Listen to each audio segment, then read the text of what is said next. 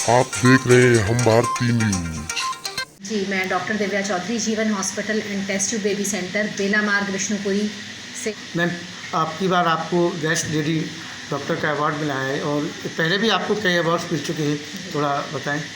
जी, actually सबसे पहले तो मैं IMA की बहुत बहुत शुक्रगुजार हूँ कि उन्होंने हमारे इनफर्टिलिटी और IVF, टेस्ट ट्यूब बेबी वगैरह के सारे कामों का थोड़ा सा उसको एक्नॉलेज किया, और जो भी हमने एसोसिएशन के लिए काम किए हैं उन सबको एक्नॉलेज किया, और इसी के बेसिस पे ये अवार्ड्स मिलते हैं। तो थैंक यू कहना चाहूँगी IMA का। मैम, लगातार ये आपको कौन सा अवार्ड है? अवार्ड्स तो कई सारे मिल चुके हैं, लगभग 7 अवार्ड्स मैं अब तक रिसीव कर चुकी हूँ। सात अवार्ड। जी।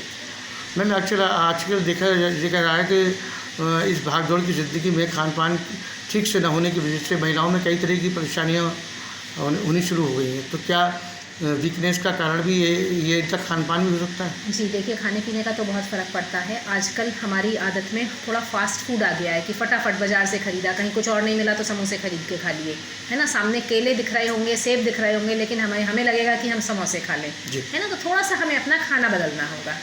जितना भी जो भी फ्रेश फ्रूट्स हैं, वेजिटेबल्स हैं, दालें हैं, इस टाइप का खाना, जितना जो खाना घर पे बनता है दैट इज़ बेटर। जो हम बाज़ार का जंक फूड लेते हैं, चीज़ है, बर्गर हैं, चिप्स हैं, कोक हैं, इन सब में बहुत ज़्यादा कैलोरीज होती हैं और इनकी न्यूट्रिटिव वैल्यू नहीं है।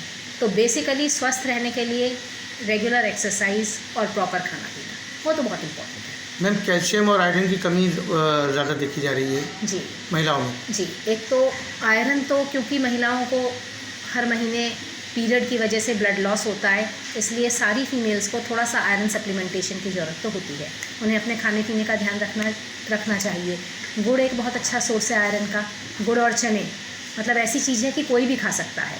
तो गुड़ और चने अपने डाइट में थोड़ा सा ऐड कर लेने चाहिए। और उसके अलावा महीने में 10-12 दिन आयरन टैबलेट अगर फीमेल्स लेती हैं तो आयरन डेफिशिएंसी के चांसेस थोड़े से कम की तरफ रहते हैं। अच्छा, दूसरी बात, कैल्शियम के लिए बहुत इंपॉर्टेंट रहता है धूप में बैठना। हम लोग धूप में नहीं बैठते, विटामिन डी उसी से मिलता है और कैल्शियम एब्जॉर्प्शन में वो हेल्प करता है। तो बेसिकली थोड़ा सा धूप में बैठना, अच्छी डाइट लेना, हरी सब्जियां, फल, ये सब हेल्प करते हैं आयरन और कैल्शियम की कमी को रोकने में। इससे पहले भी IMA की ओर से आपको अवार्ड दिए जा चुके हैं, ये सारे अवार्ड वहीं से थे?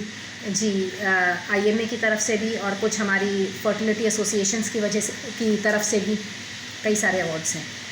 कुछ कॉलेज की तरफ से भी अवार्ड्स थे। तो मैम, आगे आपके क्या प्रोग्रामिंग है?